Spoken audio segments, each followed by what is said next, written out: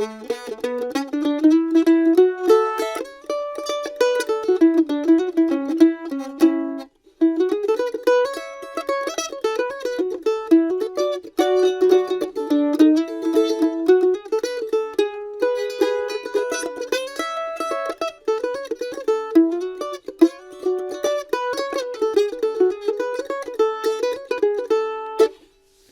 don't even know what that was I just played.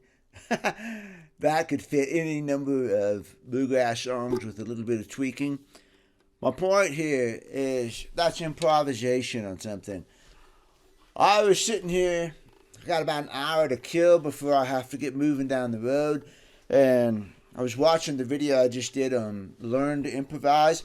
I had a couple more thoughts on improvisation that I wrote down on a piece of paper this time so I could remember, which just illustrates my point that I'm about to make. Okay? So, stick with me on this for a second. I was reading about this workshop or something, and someone in the audience asked a famous guitar player, who shall remain unnamed, but is not one of my favorite guitar players, so that already eliminates a couple of guys. And this guy, the question was asked, how do I improvise? And the famous guitar player said, don't. Like you're supposed to prepare everything before you ever play. And I thought, man, that is awful. That's not my goal as a player, for sure. My goal as a player is to be able to play the instrument and make it speak and say what I want it to say. Which brings me to my number one point here, is that for me at least, improvisation, music is a language. Music is a language just like English, French, Spanish, Apache. Wow. Have you ever heard Apache? I have. I used to work firefighting for Bureau of Land Management, BLM, and rode the bus with Apaches. And man, Apache language is something else. Nothing like us white boys have ever heard. Anyway, music is a language. Now, there's two parts to a language. There's one which is a conversation. And a conversation is really what I have with you guys on my videos. I am not, as you probably noticed, I am not a structured, prepared, scripted video person. I just talk to you, and I make mistakes, and I forget things, and I get things a little bit out of order sometimes. Like, I wish I would have said that over here, and if I'd gone back and scripted it, I could have said that. But to me, what I'm doing here on this camera, telling you these things about playing music, talking about guitars, talking about that kind of thing, is a conversation. It's an improvisation. It's very much an improvisation when I'm doing this. Now, on the other hand, I have over 300 published freelance articles. I've got articles in peer-reviewed scientific journals. I've got a book. That stuff is over here. That's scripted. That's stuff that's been through editors and readers and proofread and second editions, and revisions. That stuff is locked down. That would be more like the equivalent of a recording, where you're going to go and you're going to make a recording that's going to last for ages and ages and ages to go. And you want everything to be right. I mean, you really do, It's not going to be something that a good recording or a good book or article written is not something that I ever want to look at and say, oh gosh, man, I wish I would have moved this over here and done that. Although a lot of times you do that. You wish you could, and you do a recording, you do a re-recording, or you do a revision on the book. But you're trying to hone that thing in to something very specific. You work at it, That's a scripted piece of conversation, a piece of language. That's a scripted piece of language right there. Sometimes it loses its spontaneity. It loses its freshness after it's been to so many revisions and so many people, and you lose your voice in it. Improvisation, on the other hand, is a conversation like this. If you were sitting here, well, just look at my thing with Robert a couple of weeks ago. Robert plays contra dance guitar. And a lot of my interviews that I did with Flat Picking Guitar Magazine are conversations with people. They're loose. They're barely structured. I kind of know what I want to say here, but it's very much free form. That's an improvisation. So I think you need to make those two things clear. So when I'm looking at improvisation, I'm looking at what the musician, the linguist in the musical instrument has to say right then. And I do know, in doing interviews with musicians, that there are a couple types of musicians, and one type just really is not very articulate in the English language off of the instrument. And those types of people often tend to be the type that really work out their breaks and maybe don't improvise as much. And then you've got other guys that are pretty thoughtful and have good control over the English language and can communicate with you. And they're funny because they understand the twists and turns of the English language. Like one time when I was interviewing Tim Stafford, and Tim said, well, back when I used to be a banjo player. And I interrupted him, and I said, what do you mean used to be a banjo player? Once a banjo player, always a banjo player. And he just laughed, because he's a humorous guy, and he also had some very articulate things to say. So that's not even close to the guy that I'm talking about and the other thing. But Tim is a very articulate interview. It was fun. We bantered back and forth, and we chased down ideas. So I asked a question. He gave a response. I asked him to clarify. He clarified a little bit more. And by doing that kind of thing and coming at this concept from different angles like this, different approaches, you gave different perspectives on this concept that you're trying to communicate to your person. So the same thing is kind of true in music, and so in an improvisation, sometimes you're going to use a couple of different approaches to get to this concept that I'm trying to communicate to you. So think about improvisation like that. Don't think about improvisation as your book and your master's thesis and your what's the word I want for the masterpiece, not masterpiece, the word I want, phrase I want. I lost it right now. I'll remember it in a minute. But improvisation is not that. An improvisation is an impromptu conversation. And that's why, you need to allow the guy a couple of times to do this. Give him another break or two. Let him develop this idea. So that's improvisation. And in order to speak a language of any kind, you have to know the vocabulary. So if I have a limited vocabulary, everybody has a limited vocabulary, but if I have a small vocabulary, then I'm going to have trouble communicating a concept that I want to. Like I was looking for that word a minute ago, and it's going to come to me. I want to say Magna Carta, but that's not what I want. But there's a specific phrase or word that I want for this, and it's just right on the tips of my aging memory. But the better vocabulary you have, the better control you have over that vocabulary, the more you are able to communicate this concept to a person.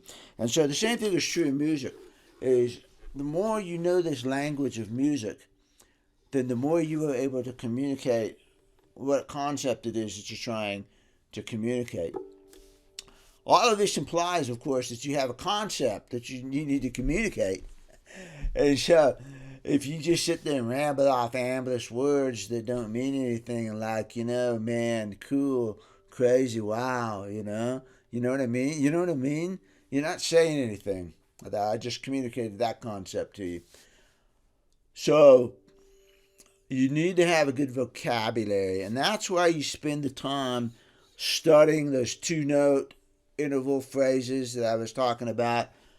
And I got my mandolin out to show you this in just a second. But that's why you spend time on your instrument and time fooling around with it and time studying everything you can. You know, so you're going to study scales, you're going to study triads, you're going to study chords, you're going to study rhythmic concepts, you're going to study pick control. You know, why neglect any one of those tools? You need to study all of those tools so that you can bring them all in together so you have a good vocabulary and you are able to express the concept using that vocabulary. Using that vocabulary, you are able to express the concept that you want to express to your audience.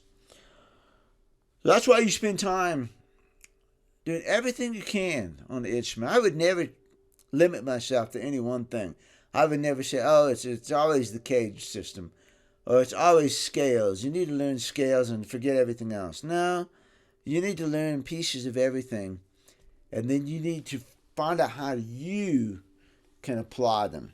So for me, what works best is the 2-note chord snippets, but I'm very, very aware that those chord snippets that I'm using are coming from a scale. I'm just not playing a scale per se. Like, I wouldn't play this.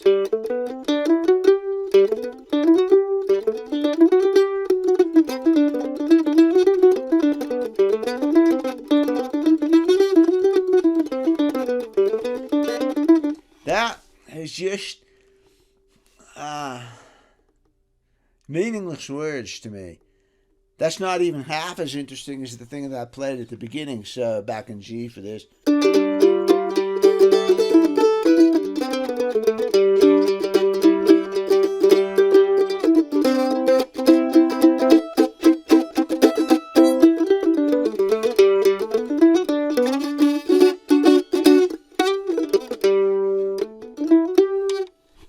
That's almost a piece of music. It's an improvised piece of music where I use notes from the scale, but I use chords, and I use rhythmic differences, and I used every tool in my little toolbox in order to communicate something that was better, something that was more interesting than this.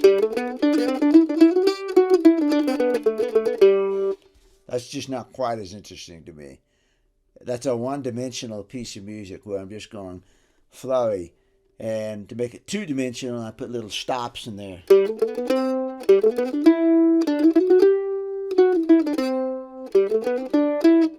That's already more interesting to me. Then to make it 3-dimensional, I use what I think of as textures. And textures can be rhythmic flourishes, and they can be things like this.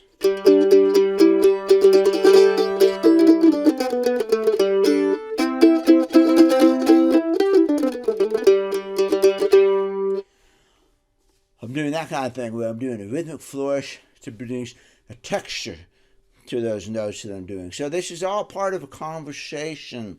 So in putting it back into terms of a conversation, what am I doing right here?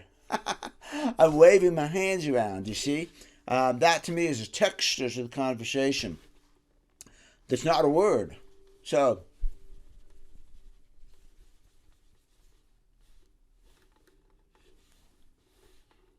I haven't said a word, but those textures mean something. So to take that and show you what a texture might be on this thing, let's not even play a note at all.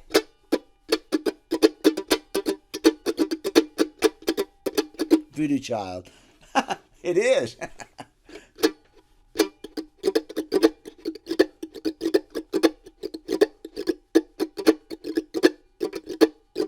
Not even a note. You can throw that into your solo, you see. So I did it right there at the beginning. Oh God, Sam Bush, you know.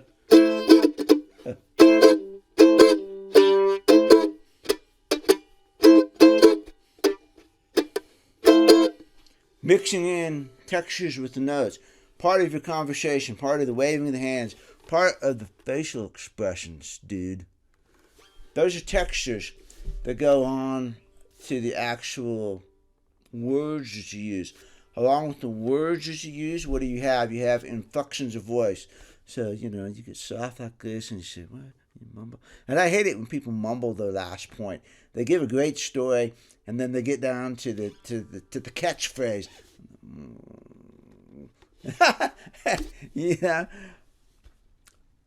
So, the conversation that I'm just giving you, the inflection on the words, the emphasis, the rises in volume, the drops in volume, facial expressions, waving of hands, waving of instruments, all of those things are kind of textures. If you think about improvisation as a texture, incorporate that sort of thing into your playing. And the words you use may not be quite as important as the actual texture. That's where you can get away with using just a few notes. Well, they need to be kind of in the melody. They need to be melodic, but you can use a few notes that are not totally, you're not stating the entire melody. You're hinting at the melody, and you're using textures to develop the sort of feeling or the sort of concept that you want to get across to there. And so you can use fewer notes, and you vary the rhythm and the attack and the percussion and the things like that, and those are the textures on the thing. So, just to start off with this, there's not very many notes,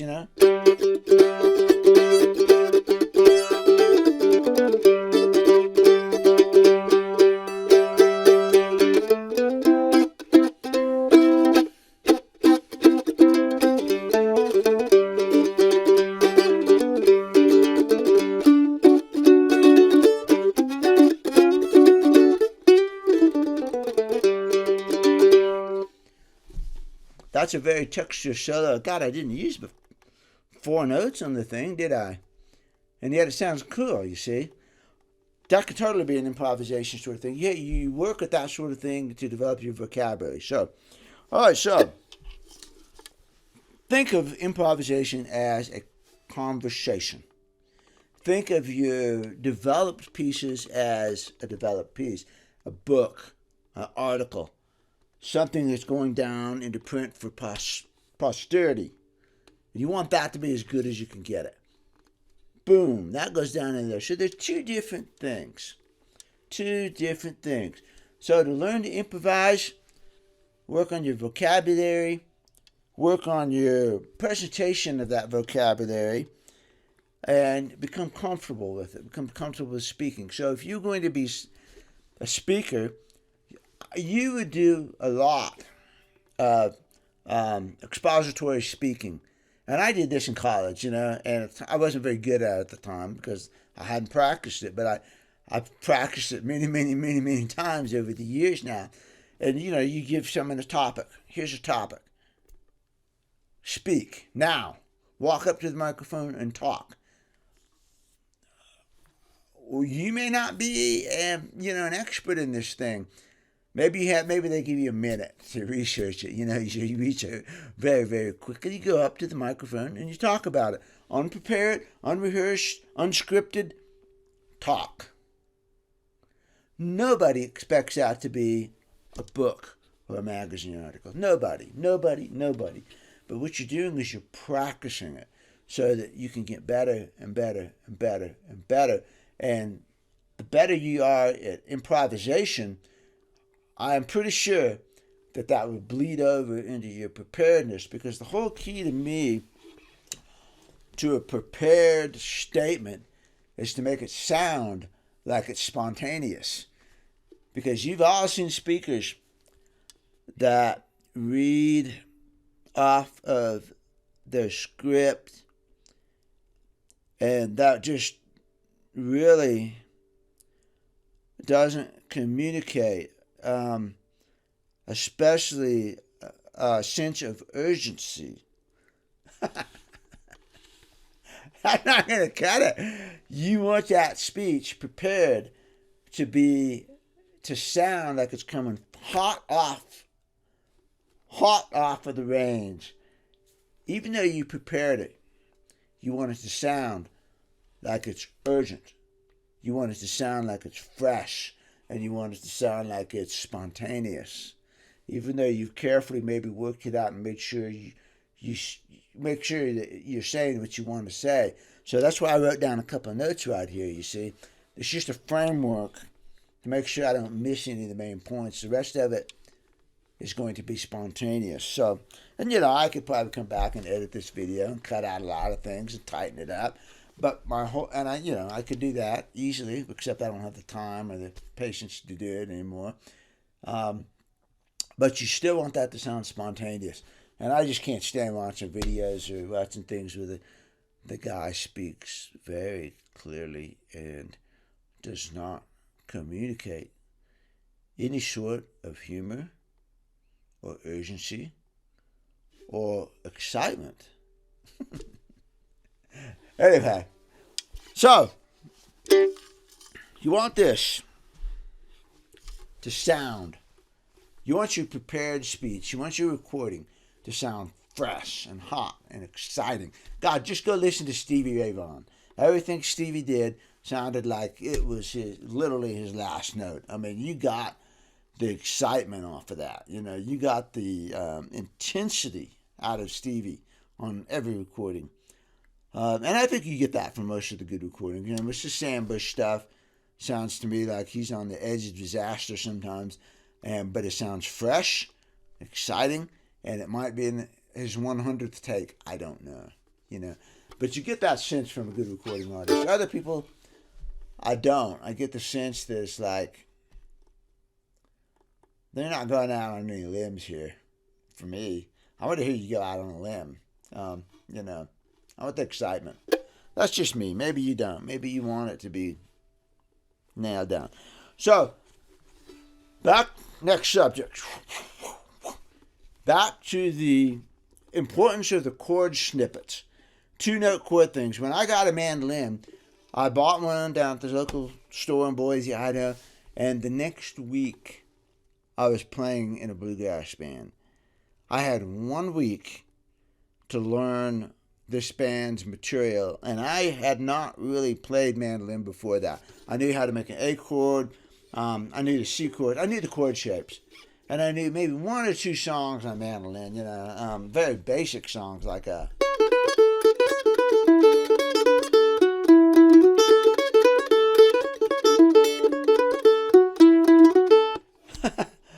That's all I knew. I had 1 week to learn all of this band's material. So the first thing I did was sit down and learn the chord snippets. So I learned A. A. Where are the chord snippets for A? Right there. An A note, a C sharp note, an E note. The triads. But I'm focusing once again on 2-note pieces. So...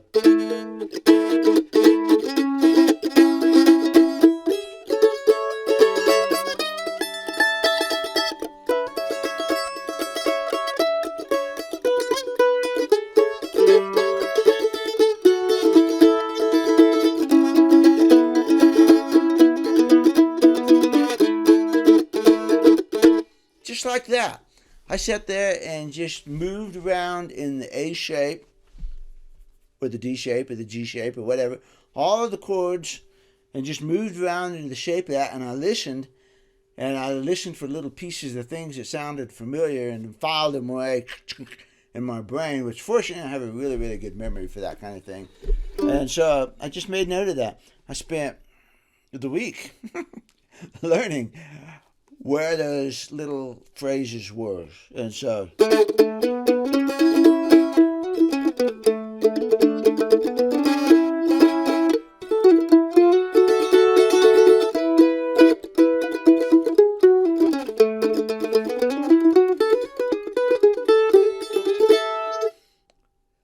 Man, that is a perfectly good bluegrass solo for...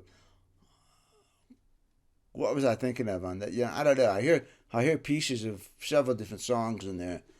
And again, nobody expected me to have the book written. They were just looking for me to have a little bit of a conversation, to add something to the conversation. Like in Spanish, donde está el baño? You're just asking where the bathroom is. You're not having a dissertation conversation on this thing. That's all they were looking for, was me to add the mandolin in there, and I'm going to grow at it as I go.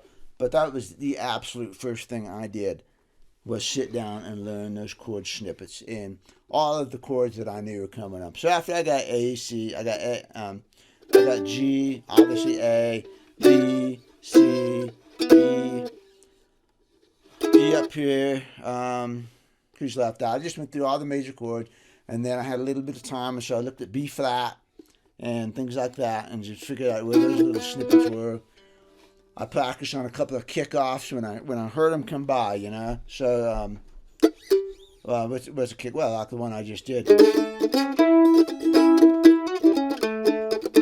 That's Midnight on the Highway.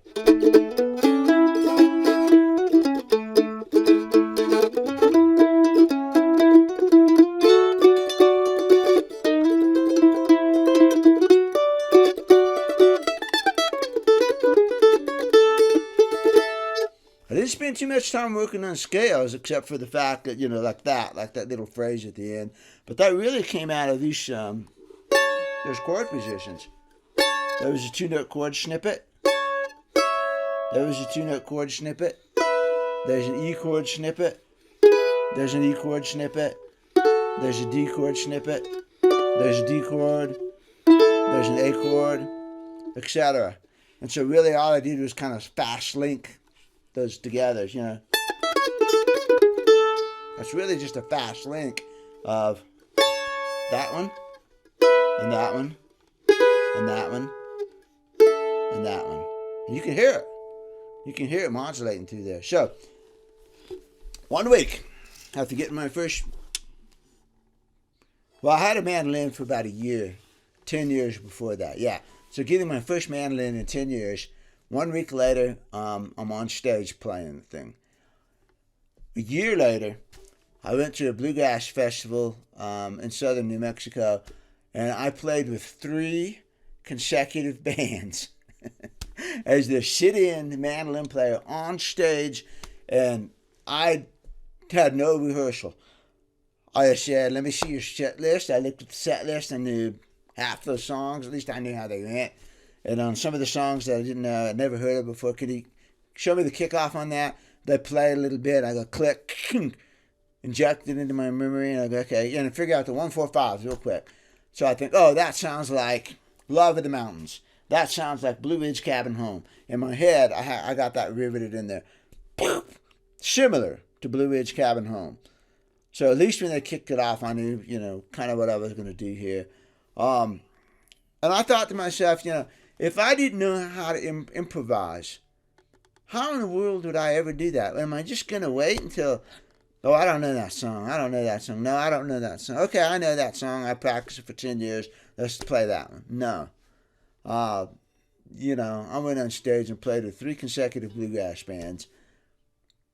Never walked off the stage in 2.5 hours. I think as a joke, I changed my name for every man. But, I didn't play anything fantastic. Nobody went home and wanted to learn mandolin because of any fantastic solo that I played. But I played good rhythm, I'll tell you that, and that's kind of what they really all wanted, was they needed that chop, and I can play rhythm, I think, pretty good. You get your chords down and everything, and you can play rhythm.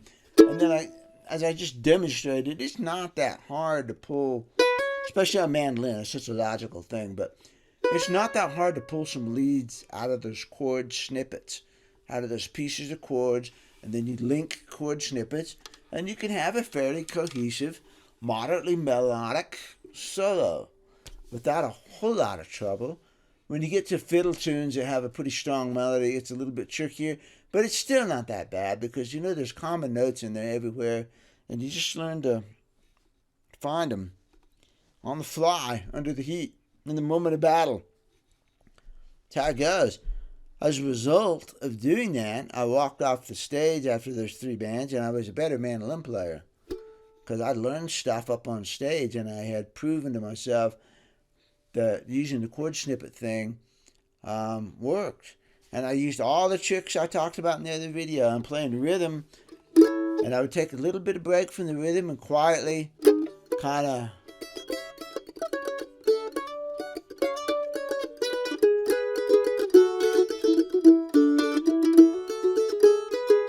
play some things like that behind the singer and listen to see if those notes were crossing his path about right. And they sound like fills, but they're actually me hunting for a little bit of the melody. And I did that so that when it came time to break, I had a pretty good confidence of what note I was going to start on and what kind of a rough framework, just like my notes, a rough framework of where I was going to go. And all it was expository mandolin playing, which made me a better mandolin player. So I just think it's really important to learn those chord snippets. Learn those chord snippets on every instrument. That's what first thing I do when I pick up a new instrument. The banjo, electric guitar, upright bass. Where's the upright bass? There it is, the bass. I learn those chord snippets, those 2 note, just 2 note. They come from the triad, they come from the scale, etc., etc., etc. But instead of biting off a whole scale, which I don't even like the sound of, I look for those 2 note chord snippets, and I can string in a triad. Once again, in a triad of 3 notes, I can string together the low snippet and the high snippet, and I get double mileage out of it. Rather than thinking of it as a 3 note triad, a chunk, I think of it as this piece and this piece, and this note's in common. And so I can do a single note, I can do a harmony, I can do this harmony. And so to me, it just makes more sense to think in 2 note snippets. They're easier to move up and down the neck. They're easier to find up and down the neck. They come out of a bigger piece. You can once you get the little snippets down, then it's just a piece of cake to expand them into the full chord shape or whatever. But, even on mandolin, for instance, so many times just playing rhythm, I'm only going to use a 2 chord snippet.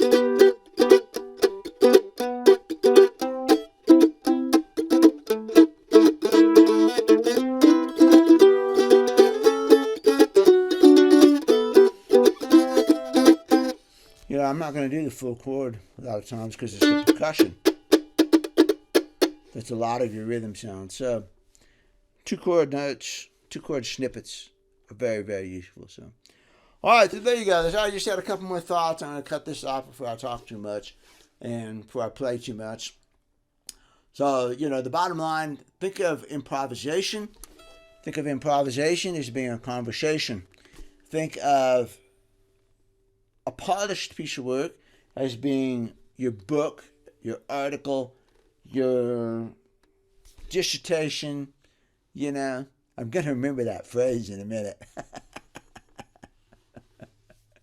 I'm going to use your Mona Lisa, That's your prepared thing. But that's not what improvisation is to me. Improvisation is just you and me having a chat. That's all it is. And you need to have a good vocabulary in order to communicate your concept, which is what you're trying to do, hopefully, in a conversation. You need to have a vocabulary. You need to have control over that vocabulary. And the more things that you do to work to that end, the better of an improviser you're going to be. So that, just keep that in mind. There's 2 things. Conversation versus published work, so to say. Spend a lot of time finding the notes on your instrument and relating them to the chord snippets. Find your chord snippets. Fool around with your instrument a lot. And just sit there and fool around with those little chord snippets. Just like what I did right there, Fooling around in A or G. Am I in A? I'm in A.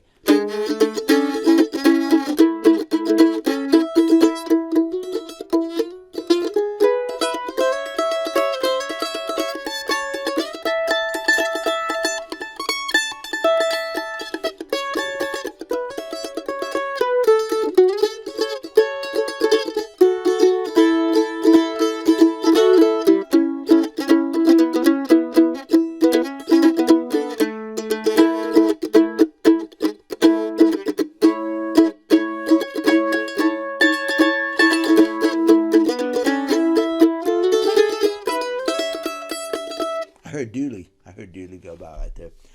Just fool around. Okay? All right. See you later. I hope this helps. Anyway, bye-bye.